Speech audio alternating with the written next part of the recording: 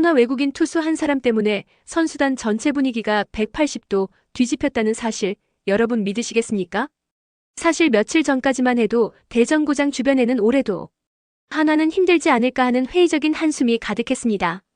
그런데 말이죠. 어느새 그 회의로는 흔적도 없이 사라지고 팬들은 경기 시작 1시간 전부터 자리를 잡고 손팻말을 흔들며 폰세를 연호하고 있습니다. 왜 이런 기적 같은 일이 벌어졌을까요? 지금부터 그 비밀을 낱낱이 파헤쳐 보겠습니다. 여러분, 잠깐 물 한 모금 마실 시간도 없이 이어질 드라마틱한 이야기 속으로 함께 뛰어들 준비되셨나요? 자, 그럼 시작합니다. 야구 전문가들이 흔히 하는 말이 있습니다.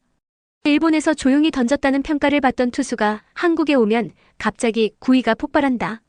이 말을 들으면 어떤 분들은 한국 야구 수준이 그만큼 낮은 것 아니냐 하고 씁쓸한 미소를 지으시기도 하죠. 하지만 저는 단언컨대 그건 절반만 맞는 이야기라고 말씀드리고 싶습니다. 왜냐고요? 사람이란 감정의 동물입니다. 마음이 평안하고 가족이 웃을 수 있는 환경이 마련되면 애초에 100%였던 잠재력이 120%로 성장하기도 합니다. 메이저리그에서 이미 검증받은 구위를 갖고 있었지만 낯선 문화와 끝없는 눈치 속에서 온전히 실력을 펼치지 못했던 투수가 한국의 열정적인 응원과 따뜻한 동료애 속에서 비로소 진짜 괴물로 각성하는 사례가 의외로 많습니다. 코디 폰세가 바로 그 주인공입니다. 폰세는 일본에서 뛰던 시절 강렬한 승부욕과 특유의 감정 표현 때문에 팀 분위기에 맞지 않는다며 미묘한 시선들을 받아야 했습니다.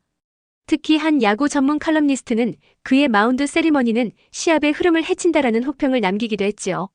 하지만 그는 자신의 뜨거운 심장을 겉으로 숨기지 못하는 선수였습니다. 안타깝게도 일본 리그의 경직된 문화는 이런 열정적인 성향을 받아줄 준비가 되어 있지 않았습니다. 더그아웃에 발도 들이지 못하게 막히고 와이프는 선수 아내들 모임에서 외톨이가 되는 아픔을 겪었습니다. 상상해보세요. 남편은 경기장에서, 아내는 집 밖에서 매 순간 왕따라는 보이지 않는 벽에 부딪히며 하루하루를 버텨야 했던 그 무게감. 결국 폰세는 속으로 끓어오르는 분노와 슬픔을 억누르고 재계약 대신 새로운 야구 인생을 찾아 떠나기로 결심합니다. 그때 그의 눈에 들어온 곳이 바로 한국, 그리고 한화 이글스였습니다. 류현진 선배가 뛰었던 팀이라면 믿을만해. 그는 그렇게 가슴 뛰는 기대와 잔뜩 상처 입은 자존심을 함께 안고 대전에 발을 디뎠습니다. 그런데 놀라운 건 막상 한국 땅에 서자마자 그의 구속이 눈에 띄게 상승했다는 점입니다. 원래 미국 메이저리그에서 평균에 가까웠던 직구 스피드는 한국 프로야구 무대에서 무려 시속 23km가 높아졌습니다. 마치 누군가가 그의 어깨에 달려있던 보이지 않는 족쇄를 풀어준 것처럼 그는 가볍고 자유롭게 공을 뿌리기 시작했습니다. 포수 밑에 꽂히는 직구의 팡 소리가 대전 하늘을 찢어놓을 때마다 관중석은 전율로 들끓었고 동료들은 그의 어깨를 두드리며 환호했습니다. 그렇게 폰세는 한화를 단숨에 리그 상위권으로 끌어올리는 주역으로 떠올랐습니다. 그런데 여러분, 폰세가 그저 마운드 위에서 공만 잘 던지는 기계였다면 이 이야기는 이렇게까지 흥미롭지 않았을 겁니다. 진짜 재미는 그가 한화 선수단을 단단하게 묶어주는 스파르타 대장 역할을 자청한 데서 시작됩니다. 시즌 초 한화가 연패의 늪에 빠져 허우적대던 시기, 폰세는 누구보다 먼저 한 걸음 내딛었습니다. 0대1로 뒤지던 5회, 그는 이닝이 끝나자마자 야수들을 손짓으로 불러 모았습니다. 그리고는 굳은 얼굴로 한 점만 뽑아오면 분위기는 달라진다. 나는 마운드에서 반드시 점수를 지켜낼 테니 너희는 배트를 믿고 휘둘러라라고 말했습니다. 이 돌발적인 집합에 당황한 선수들도 잠시 후 그의 눈빛에서 강력한 확신을 읽어냈고 그 믿음은 실제로 7회와 8회 대량 득점으로 이어졌습니다. 경기 뒤 클럽하우스에서는 외국인 선수가 아니라 진짜 우리 맏형 같다라는 찬사가 끊이지 않았습니다. 그의 리더십은 경기장 밖에서도 빛났습니다. 12연승을 달성하고 구단 버스가 대전구장을 빠져나가려 할 때 폰세는 버스 바로 앞에 서서 팔을 벌려 운전기사에게 잠깐만 사인을 보냈습니다. 그리고는 선수들에게 손을 흔들며 팬들이 기다리고 있다. 사인과 사진은 기본 예의. 라고 외쳤습니다. 피곤에 절은 동료들은 순간 멈칫했지만 폰세 본인이 가장 먼저 버스에서 내려 아이돌처럼 팬들에게 달려가는 모습을 보고는 파한대소하며 줄줄이 이어졌습니다. 그날 밤 대전 시내 SNS는 폰세 때문에 한화 선수들 전원이 30분 넘게 팬서비스했다라는 인증 사진으로 도배됐죠. 한화 팬들은 우리 팀에도 드디어 니퍼트, 켈리 같은 레전드 외국인이 생겼다며 감격의 눈물을 흘렸고 구단 프런트 역시 이 정도 열정이라면 연봉이 2배여도 아깝지 않다는 농담 섞인 칭찬을 아끼지 않았습니다. 그렇다면 일본 시절 폰세가 겪은 왕따 사건은 정말 그저 문화적 차이에서 비롯된 불운이었을까요? 조금 더 깊이 들여다보면 그 배경에는 일본 특유의 조용함을 미덕으로 삼는 야구 문화가 자리 잡고 있습니다. 일본 프로야구에서는 감정을 드러내는 대신 묵묵히 결과로 증명하는 것을 최고의 가치로 여깁니다. 그러다 보니 폰세처럼 강렬한 세리머니와 솔직한 표정, 변화를 보여주는 투수는 자연스럽게 튀는 돌이 되어버립니다. 심지어 일부 극성 팬들은 경기 후 그에게 예의가 없다는 내용의 쪽지를 남기기도 했다고 합니다. 그러나 폰세는 이를 참고 견디기보다는 스스로 행복할 수 있는 길을 찾아 떠났고 그 선택이 옳았음을 대전의 푸른 하늘 아래에서 스스로 증명해 보였습니다. 폰세의 아내 그리고 동료 외인 투수 와이스의 가족 이야기 역시 빼놓을 수 없습니다.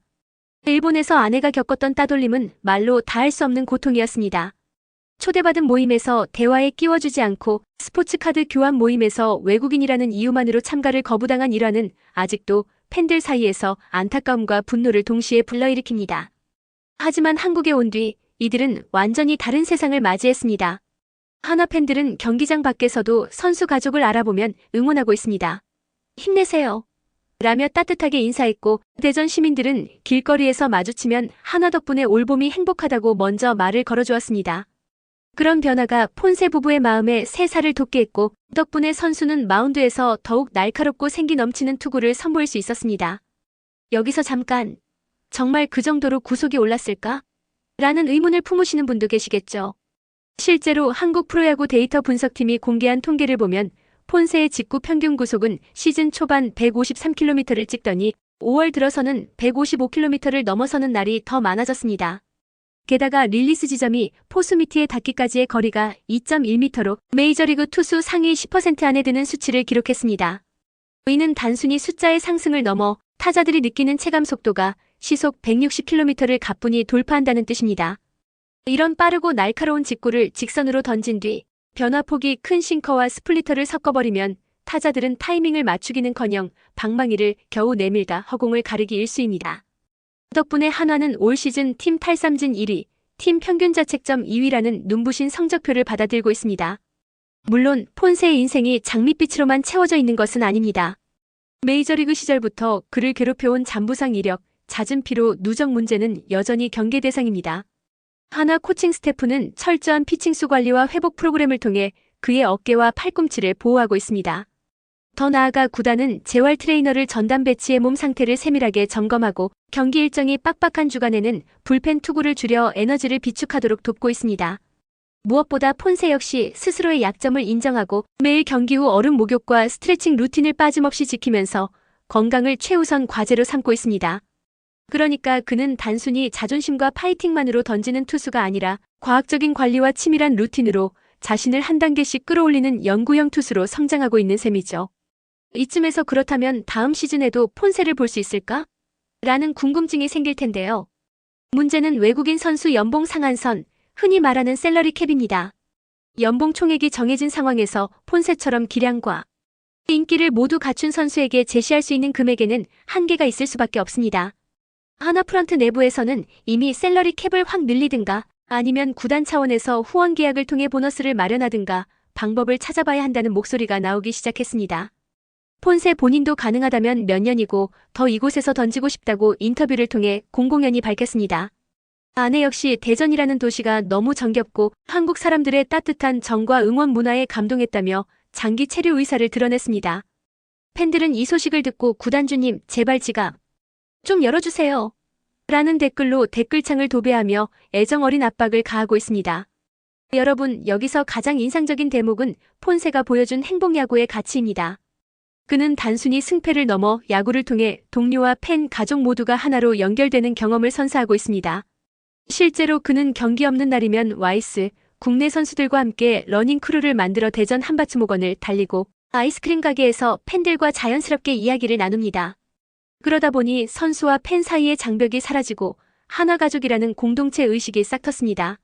올해 어린이날 폰세는 포토타임 행사가 끝나자마자 구단 직원에게 사인 못 받은 아이들이 아직 남아있다고 귀띔을 받았고 곧장 가방에서 특별 주문 제작한 야구공 신개를 꺼내 한 명 한 명에게 정성을 담아 사인을 해줬습니다. 그 순간 아이들의 눈이 별빛처럼 반짝였고 부모들은 감동의 박수를 쳤습니다. 이 장면은 한화 공식 SNS를 통해 전파돼 하루 만에 조회 수백만을 돌파했죠. 그렇기에 많은 전문가들은 올 시즌 한화가 거둔 상승세의 배경으로 경기력보다 분위기라는 요소를 첫손에 꼽습니다. 분위기를 만드는 건 감독과 코칭 스태프만의 몫이 아닙니다. 팀을 대표하는 선수, 특히 외국인 선수의 태도와 행동이 결정적인 촉매로 작용합니다. 폰세는 그 역할을 누구보다 완벽하게 수행하며 한국 야구가 지닌 함께 즐기는 문화의 가치를 재확인시켜줬습니다. 이를 계기로 다른 구단 역시 외국인 선수 선발 기준을 스펙 중심에서 인성과 팀 케미스트리 중심으로 조금씩 이동시키고 있습니다. 한마디로 폰세가 한국 야구계 채용 시장의 패러다임을 바꾸고 있는 셈입니다. 이제 시즌은 중반을 향해 달려가고 있고 한화는 우승 후보라는 말이 어색하지 않을 정도로 단단해졌습니다. 팬들은 경기마다 폰세 형이 일단 마운드에 서면 걱정이 없다는 믿음을 공유하고 있습니다. 동료 투수 와이스 역시 폰세와 함께라면 어떤 강타선도 두렵지 않다고 자신감을 내비쳤습니다. 심지어 타자들 사이에서는 우리가 점수를 못 내면 폰세에게 미안하다는 말이 농담처럼 오고 간다고 합니다. 이처럼 한화의 로커룸은 승리를 향한 열망과 서로에 대한 신뢰로 끓어오르고 있습니다. 이 모든 중심에 폰세가 서 있습니다. 그는 마운드에서 강렬한 직구를 던지지만 더그아웃에서는 따뜻한 미소를 던집니다. 그가 펼쳐 보이는 투구와 미소의 콜라보는 한화라는 팀을, 그리고 대전이라는 도시를 다시 한번 야구 열기로 들썩이게 만들고 있습니다. 마지막으로 혹시라도 야구는 결국 냉정한 승부의 세계라며 행복 야구를 비웃는 분들이 계신다면 저는 이렇게 말씀드리고 싶습니다. 폰세는 행복해졌고 동시에 강해졌습니다. 감정이 편안해지니 구속이 올라갔고 와이프가 웃으니 마운드에서도 웃으며 던질 수 있었습니다. 그 결과가 지금의 통계와 순위표로 고스란히 나타났습니다. 결국 스포츠는 사람이 하는 것입니다. 사람이 행복해야 최고의 결과가 나온다는 아주 단순하지만 때로는 잊히기 쉬운 진리를 폰세가 몸소 증명하고 있는 것이죠. 그래서 한화 팬들뿐 아니라 모든 야구팬이 그의 스토리에 박수를 보내고 행복 야구라는 키워드를 다시 학습하고 있습니다. 여러분, 오늘 이야기 어떠셨나요? 일본에서 눈물이 마를 날 없던 외로운 투수가 한국에서 만난 따뜻한 응원, 그리고 그 응원 속에서 터져나온 괴물 같은 투구. 이 모든 드라마가 여러분의 심장을 조금이라도 뛰게 했다면 그건 분명 야구가 가진 마법 덕분일 겁니다. 앞으로도 폰세가 만들어갈 기적 같은 순간들을 함께 응원하며 지켜보자고요. 재밌게 보셨다면 구독과 좋아요, 알림 설정 부탁드립니다.